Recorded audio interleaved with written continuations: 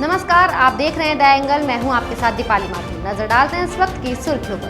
पूर्व पीएम अटल बिहारी वाजपेयी की भतीजी और कांग्रेसी नेता करुणा शुक्ला का निधन। छत्तीसगढ़ सीएम भूपेश बघेल ने जताया दुख। राजस्थान के मुख्यमंत्री अशोक गहलोत ने कोरोना को लेकर की समीक्षा बैठक। कहा, प्रदेश में ऑक्सीजन की कमी, केंद्र सरकार के संपर्क में है राज्य सरकार। पश्चिमी राजस्थान के मुस्लिम धर्मगुरु गाजी फकीर का निधन। मुख्यमंत्री अशोक गहलोत ने ट्वीट कर जताया दुख। कोरोना संक्रमण को रोकने के लिए किशनगढ़ रेनवाल का प्रशासन सख्त। नागौर सीकर जिले की सीमाएं सील। भारत कोरोना महामारी के भयंकर प्रकोप से जूझ रहा है। भारत को संकट की स्थिति से बाहर निकालने के लिए कई देश व नामी हस्तियां आगे आ रही है। इसी कड़ी में अमेरिका की शीर्ष 40 कंपनियों के मुख्य कार्यकारी अधिकारियों ने भी मदद का हाथ बढ़ाते हुए एकजुटता का बड़ा उदाहरण पेश किया है। डेलोइट के सीईओ पुनीत रंजन ने कहा कि यूएस चैम्बर्स ऑफ कॉमर्स की यूएस इंडिया बिजनेस काउंसिलिंग और US India strategic and partnership forum की यहां हुई बैठक में सामूहिक पहल के तहत बनी टास्क फोर्स ने अगले कुछ हफ्तों में भारत में 20,000 ऑक्सीजन मशीनें भेजने की प्रतिबद्धता जताई है।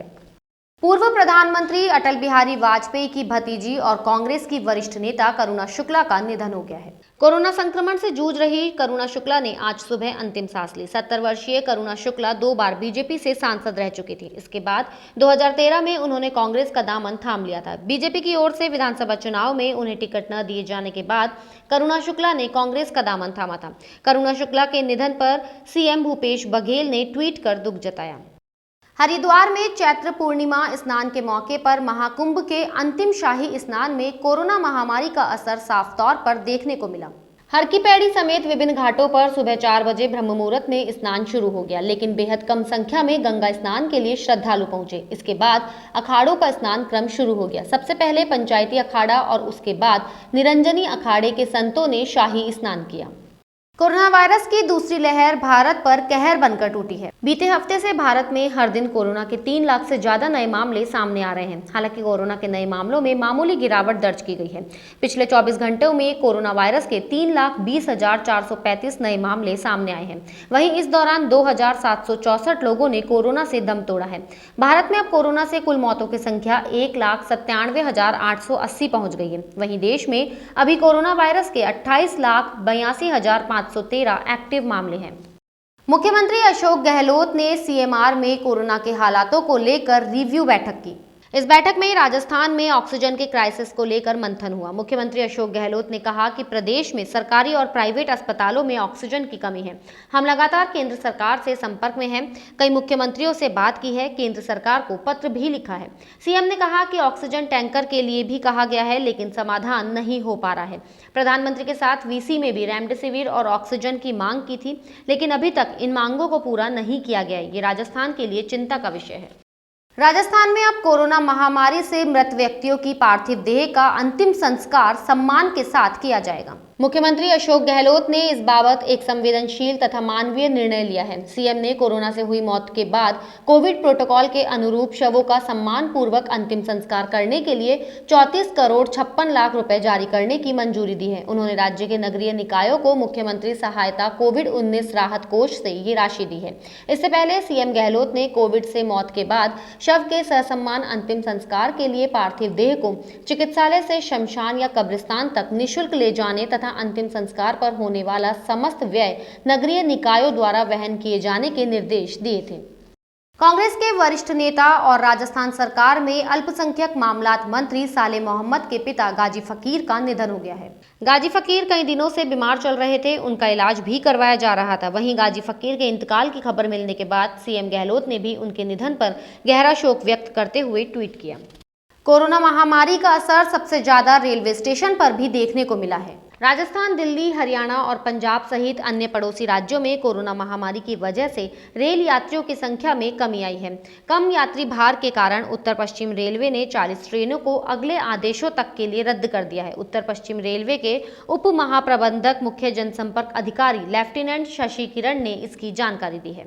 देश प्रदेश में हनुमान जन्मोत्सव हर्षोल्लास के साथ मनाया जा रहा है। कोरोना के चलते इस बार भी जन अनुशासन पखवाड़े के बीच हनुमान जयंती मनाई जा रही है। विभिन्न मंदिरों में हनुमान जी महाराज के जन्माभिषेक के तहत कई तरह के पूजा पाठ, अभिषेक, श्रृंगार किए गए हैं। इस कड़ी में श्री नरवर आश्रम सेवा समिति श्री खोले के हनुमान जी मंदिर में हनुमान जी महाराज का द्रव्य औषधि, विभिन्न तीर्थों से लाए जल और पंचामृत दुग्ध से अभिषेक किया गया। मंदिरों में केवल मंदिर महंतों की उपस्थिति में जन्मोत्सव मनाया गया।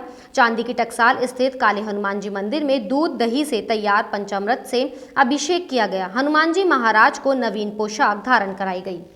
हनुमान जन्मोत्सव के उपलक्ष्य में ठिकाना मंदिर श्री चांदी के टकसाल काले हनुमान जी के मंदिर में हनुमान चालीसा का विमोचन किया गया और वो हनुमान चालीसा प्रत्येक भक्तों को नित्य पाठ के लिए जो है वितरित की जाएगी, जिसका कोई मूल्य नहीं है, उसका मूल्य अमूल्य है। और वो अमूल्य मूल्य यह है कि इसमें संकट कटे फुटे सबकी राह जो सुन हनुमत पर। इसकी एक एक चौपाई, एक एक अक्षर, एक एक शब्द जो है बड़ा विशाल है और उसका अर्थ भी बड़ा विशाल है।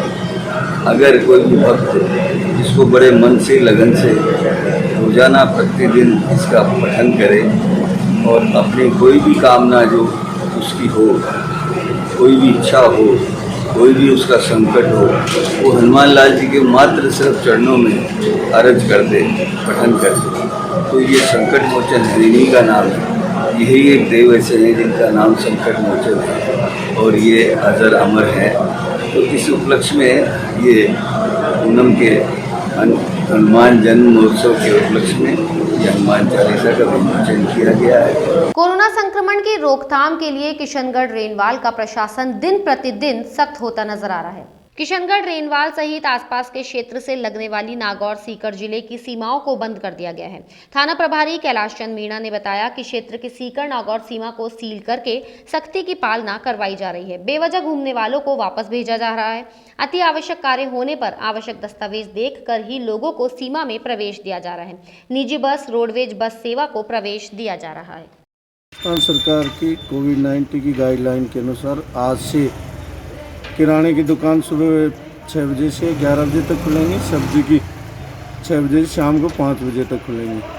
इसके अलावा रोड पे जो किराने की दुकान पे सामान खरीदना या सब्जी खरीदने वाले पैदल आएंगे और लेके तुरंत जाएंगे। इसके अलावा 2 व्हीलर 4 व्हीलर किसी भी हालत में रोड पे अलाउ नहीं है और ना आने दिया जाएगा और उनके खिलाफ़ कार्रवाई की जाएगी।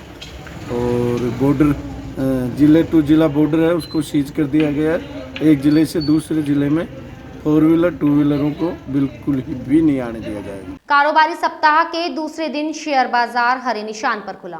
बॉम्बे स्टॉक एक्सचेंज का प्रमुख इंडेक्स सेंसेक्स में 155.63 अंकों की तेजी के साथ 48,542.14 के स्तर पर खुला। वहीं निफ्टी भी 49.80 अंकों की तेजी के साथ 14,534.80 अंक पर खुला। इससे पहले कारोबारी सप्ताह के पहले दिन वैश्विक स्तर पर मिले जुले रुख के बीच BSE सेंसेक्स में 508 अंक की तेजी आई थी। इस बुलेटिन में फिलहाल इतना ही। अगर आपको हमारा वीडियो पसंद आया हो तो हमारे चैनल को लाइक, शेयर और सब्सक्राइब जरूर करें।